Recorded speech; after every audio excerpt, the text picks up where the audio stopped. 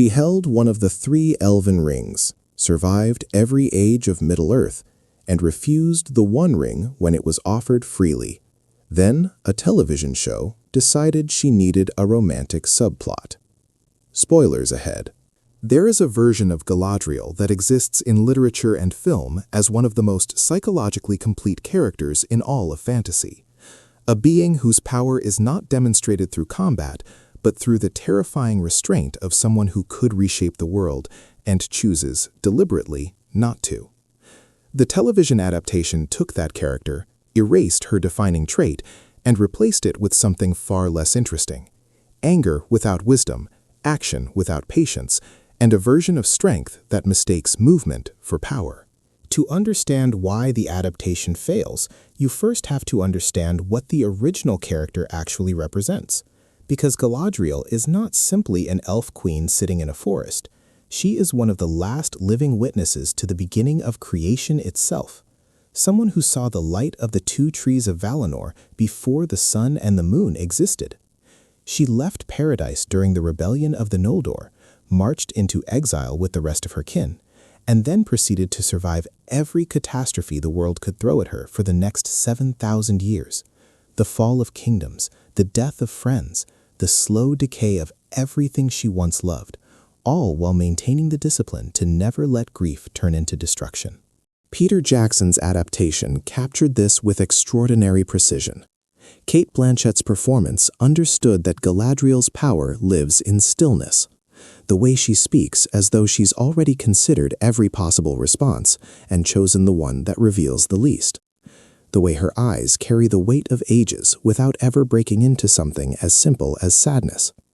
The way her presence in Lothlorien feels less like a person standing in a room and more like a force of nature that has chosen, temporarily, to take the shape of a woman. The Mirror of Galadriel scene, the moment Frodo offers her the ring, remains one of the most psychologically honest moments in the entire trilogy. Not because of spectacle, but because it shows a character confronting the deepest temptation imaginable and choosing, through sheer force of will cultivated across millennia, to remain herself. That restraint is not weakness. It is the most terrifying kind of strength the story has to offer. The strength of someone who knows exactly what she could do and refuses to do it, not because she is afraid of power, but because she has seen firsthand what power does to everyone who reaches for it.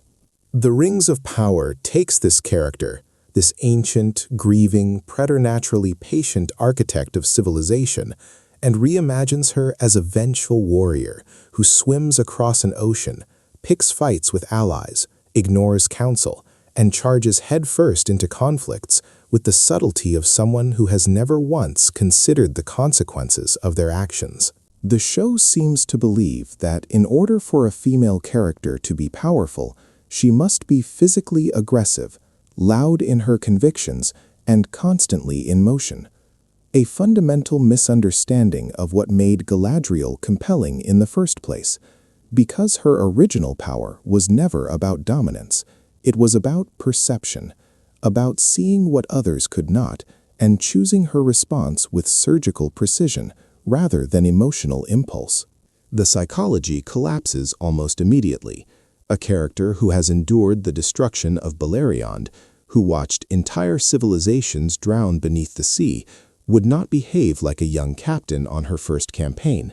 She would move through the world with the terrible calm of someone who has already seen the worst thing that can possibly happen and survived it without losing herself. Her grief over her brother's death, which the series positions as her primary motivation, reads as shallow, not because loss isn't powerful, but because the series ignores the fact that she has lost far more than a brother. She has lost an entire world, more than once, and that those accumulated losses would produce not rage, but something far more dangerous, an absolute, unshakable clarity about what matters and what doesn't. Instead, the show gives us arguments with kings, reckless ocean voyages, and a character who appears to have no strategic patience whatsoever, as though 7,000 years of experience taught her nothing about the difference between acting and reacting, between strength and stubbornness. Then, the series introduces what might be its most psychologically baffling decision, the kiss between Elrond and Galadriel. Within Tolkien's mythology, Elrond is married to Celebrian, Galadriel's daughter, making Galadriel his mother-in-law, a relationship defined by mutual respect, familial trust, and the shared burden of protecting the elven world from Sauron's influence. The series takes this bond, one of the most structurally important alliances in the entire mythology, and reduces it to a moment of romantic ambiguity that serves no narrative purpose, reveals nothing about either character, and actively undermines the psychological foundation of both. Consider what the scene is supposed to accomplish. Elrond must demonstrate loyalty to Galadriel in a moment of crisis, and a psychologically consistent version of this scene would show him choosing to trust her judgment based on centuries of shared experience, perhaps defying others to stand beside her, not because of attraction, but because of the deep, unromantic certainty that she sees things more clearly than anyone else in the room. That would reveal character. That would honor their established dynamic. Instead, the writers chose spectacle over psychology, communicating something deeply unflattering about their understanding of both characters, that a man cannot demonstrate loyalty to a woman without the scene carrying romantic weight, and that an ancient queen's most important relationships must be defined by desire rather than respect. The damage is compounding, because once you introduce that tension, you retroactively contaminate every other interaction between those two characters. Every glance, every moment of trust, every strategic decision now carries an undertone the mythology never intended, turning a bond forged in duty and mutual admiration into something that feels borrowed from an entirely different genre. A Galadriel written with psychological consistency in a second-age story would look nothing like what the series delivered, because the character's established traits, patience, perception, strategic restraint, and a grief so deep it has become indistinguishable from wisdom, demand an entirely different kind of arc. Her awareness of Sauron's return would not come through physical confrontation, it would come through intuition, the slow recognition of a pattern she has seen before, the way corruption moves through institutions, the way trusted allies begin making decisions that serve convenience over principle, the way language shifts subtly to justify what should be unjustifiable. She would be the first to sense the danger and the last to be believed, not because she lacks proof, but because the truth she carries is too uncomfortable for people who prefer their world uncomplicated. Her response would be diplomatic, not martial. She would build alliances through persuasion and foresight, playing a longer game than anyone around her can comprehend, accepting the loneliness of being the only person in the room who understands the scale of the threat. The temptation she faces would not be Sauron offering her power directly, it would be the realization that she could use his own methods, manipulation, deception, strategic cruelty, to defeat him faster, and that the only thing stopping her is a principle she is no longer sure anyone else still values. That internal conflict, the choice between effectiveness and integrity, between winning now and remaining who she is, would be more dramatic than any sword fight the series could choreograph, because it is the same conflict the character faces when Frodo offers her the ring, the moment the entire mythology builds toward, and it only works if she has spent thousands of years practicing the discipline of saying no. What Peter Jackson understood, what the source material makes unmistakably clear, is that Galadriel's power is psychological, not physical. She is not a warrior, she is something far more dangerous. A mind capable of seeing through any deception.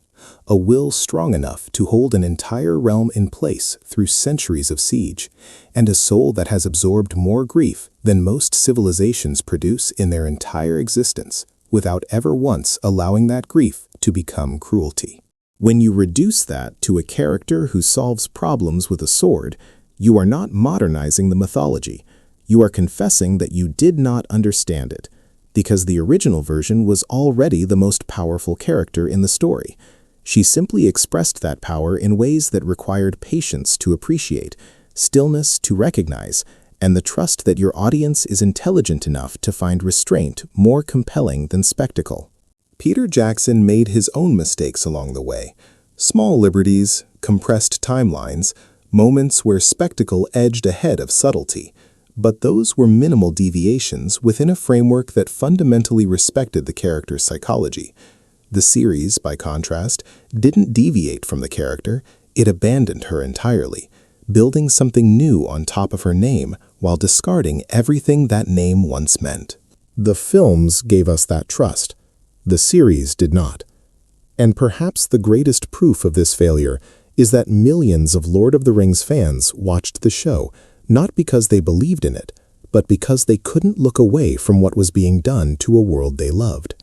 Tuning in week after week, not with anticipation, but with a kind of horrified loyalty, driven less by hope that it would improve, and more by the need to see, with their own eyes, exactly how far the distance had grown between the mythology they remembered and the product that now carried its name. If that is how your audience arrives, not inspired, not curious, but bracing for disappointment, then something fundamental has gone wrong with the story you are telling. If you're one of those viewers, if you watched because you remembered what this character once meant and you wanted someone to explain why the new version felt hollow, then you've found the right place. Subscribe, because every video on this channel exists to ask the same question. Did the story stay true to the character, or did it choose something easier?